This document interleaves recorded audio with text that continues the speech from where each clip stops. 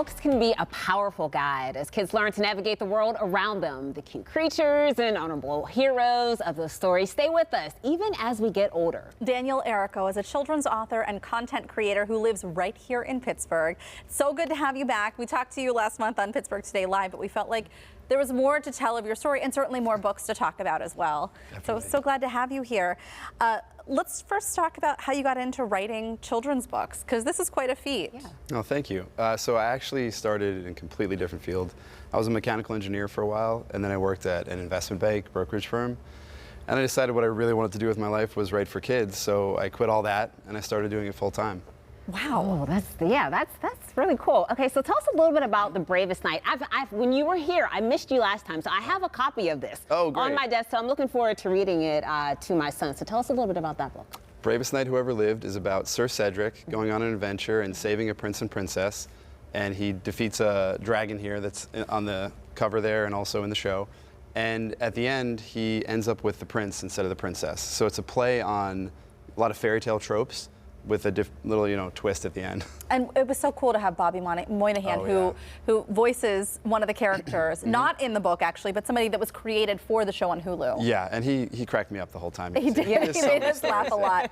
He made us laugh a lot. But one of the books that I keep seeing recommended to kids everywhere is this one, and I was saying the name of it wrong. It's not Quokka, it's Quokka. Quokka. And it tells you how to pronounce it on the first page there. Yeah. But that's okay. Not a lot of people have even seen a quokka before. So that's a quokka. This is a quokka. They're known as the world's happiest animal, and really kind of one of the most huggable, in my opinion. But they really only exist in Australia on a small island called Rottnest Island off Perth, and people like to hug them a lot. So we use it as an example of bodily autonomy for kids and consent. A lot of books focus on the fact that if you don't want to be hugged, it's okay to say no. This book focuses on if you want to hug a quokka, if you want to hug someone else, it doesn't mean that you get to.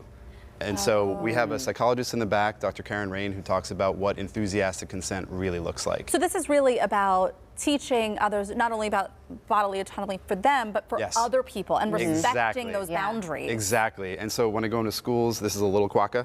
I say, all right, the quokka's smiling, but says they don't want to hug. Do you give them a hug then? Or they're frowning and their back's turned. It's all about teaching them what enthusiastic consent looks like. Yeah, and I mean, these are harder conversations for a lot of parents, so it's great that you're having these. All right, so season 2 of The Bravest Knight just came out in December, right? Yep, it just came out, a few weeks old. And we have more episodes coming in the spring. An undisclosed date. Yeah, undisclosed date. You mentioned dropping everything to get into writing kids' books.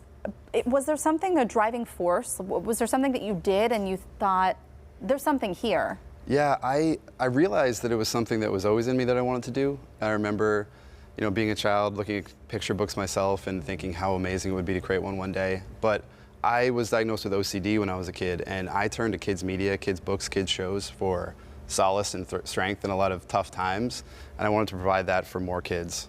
Yeah, the most interesting thing that I noticed, and it drew me in right away, is the illustrations. They're very cool, very different. Thank you. Yeah. We have some talented illustrators, This one is Shiloh, this one is Maya, this one is Tiffany, and Tiffany had only done video games before this, so you never know the background of the illustrators. I want to show this one up front so people can see this. That's The Journey of the Noble Narble. I was fortunate, that was a #1 bestseller with Barnes & Noble for a while, and the illustrators are all so much more talented than I could ever be. So I feel really fortunate. And I think with picture books, it makes a big difference. Yeah. Right. And incorporating messages seems to be a big one. I mean, we talked about The Bravest Knight and kind of, what you can learn in this one. And of course, with this one, what about this, The Journey of the Noble Narble? That's about perseverance. So the narble is this imaginary underwater sea creature. Although I did a reading once and a kid said, my dad has caught a narble before. And I didn't want to call him a liar, but I was like, okay. So they're made up, and he wants to go to the top of the ocean, but narwhals never go that high. They're only meant to be at the bottom. Yeah. And it's just a tale of his journey trying to beat the odds and follow his dream. Yeah, it's like an interesting question here. I mean, I feel like you've done so much already. What's next for you? I have a lot of things I'd like to do still, very large list. But I have a series that I'm working on right now with some network star that I'm not allowed to talk about yet, but but you'll be back to talk about it. I would love to, yeah. Okay, good. It's about environmentalism and also touches on mental health, like OCD. Yeah.